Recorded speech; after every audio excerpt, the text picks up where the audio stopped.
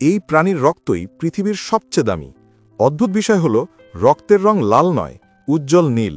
নাম তার horse crab, বাংলায় যাকে বলা হয় রাজকাঁকড়া।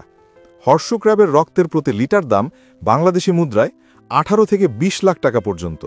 শুনে অবিশ্বাস্য মনে হলেও চিকিৎসা বিজ্ঞানে এই রক্তের চাহিদা এতটাই বেশি যে একে বলা হয় লিকুইড গোল্ড, অর্থাৎ তরল সোনা। এই নীল রক্ত দিয়েই তৈরি হয় এমন এক উপাদান যা ছাড়া আধুনিক ওষুধ কিংবা ইনজেকশন মানুষের শরীরে ব্যবহার করা প্রায় অসম্ভব।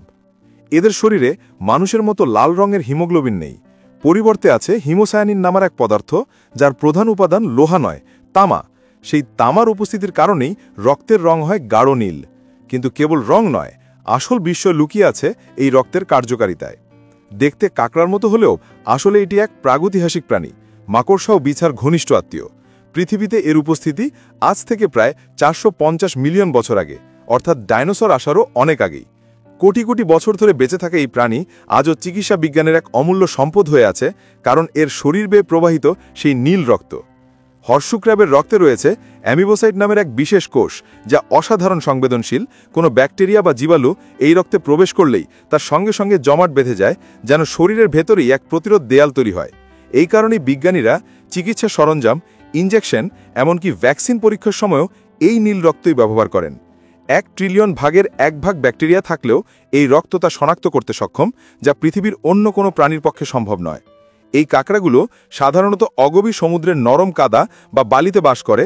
উত্তর আমেরিকার আটলান্টিক উপকূল, দক্ষিণ পূর্ব এশিয়া, বিশেষত চীন ও মালয়েশিয়ার উপকূলেই এদের বেশি দেখা মেলে। সাম্প্রতিক সময়ে নিয়ন্ত্রিত গবেষণাগার ও হ্যাচারিতে এদের চাষ শুরু হয়েছে, কারণ প্রকৃতিতে এদের সংখ্যা দ্রুত কমে যাচ্ছে। একটি হর্স ক্র্যাব পূর্ণবয়স্ক হতে প্রায় 10 বছর সময় নেয়, আর প্রজনন প্রক্রিয়া অত্যন্ত জটিল। এই কারণে প্রাকৃতিকভাবে তাদের সংখ্যা বাড়ে খুব ধীরে। কিন্তু চিকিৎসা শিল্পের ক্রমবর্ধমান চাহিদা মেটাতে প্রতি বছর হাজার হাজার হর্স ক্র্যাবকে ধরা হয়, তাদের শরীর থেকে রক্ত নেওয়া হয়, তারপর সাগরে ফেরত দেওয়া হয়। যদিও শুনতে মানবিক মনে হলেও বাস্তবে এর ফল মারাত্মক। গবেষণায় দেখা গেছে রক্ত সংগ্রহের পর এদের 20%-এরও বেশি মারা যায় দুর্বলতা বা আঘাতজনিত কারণে। অনেক কাঁকড়া রক্ত হারিয়ে সাগরে ফিরে গিয়েও টিকে থাকতে পারে না, ফলে কোটি বছরের পুরনো এই প্রাণী আজ বিলুপ্তির মুখে। পরিবেশবিদরা সতর্ক করে বলেছেন, এভাবে চলতে থাকলে একদিন পৃথিবী হারাবে চিকিৎসা বিজ্ঞানের অন্যতম প্রাচীন সহযোগীকে। বিজ্ঞানীরা এখন কৃত্রিম উপায়ে হর্স ক্র্যাবের রক্তের বিকল্প তৈরি করার চেষ্টা করছেন। কিছু গবেষণাগারে বিশেষ সিনথেটিক উৎপাদনের সফলতা এলেও তা এখনও পুরোপুরি প্রাকৃতিক রক্তের কার্যকারিতা দিতে পারছে না, ফলে রাজকাঁকড়ার উপর নির্ভরতা এখনও আগের মতোই। হর্স ক্র্যাব যেন প্রকৃতির এক জীবন্ত টাইম মেশিন, যে প্রাণী যুগে যুগে টিকে থেকেও আজ মানুষের লোভ আর প্রয়োজনে ঝুঁকির মুখে। যে নীল রক্ত একসময় তাদের জীবনের প্রতীক ছিল, সেটি এখন তাদের অস্তিত্বের জন্য হুমকি হয়ে দাঁড়িয়েছে। চিকিৎসা বিজ্ঞানের কল্যাণে ব্যবহৃত এই প্রাণীকে রক্ষা করা এখন শুধু বৈজ্ঞানিক দায় নয়, মানবিক দায়িত্বও বটে।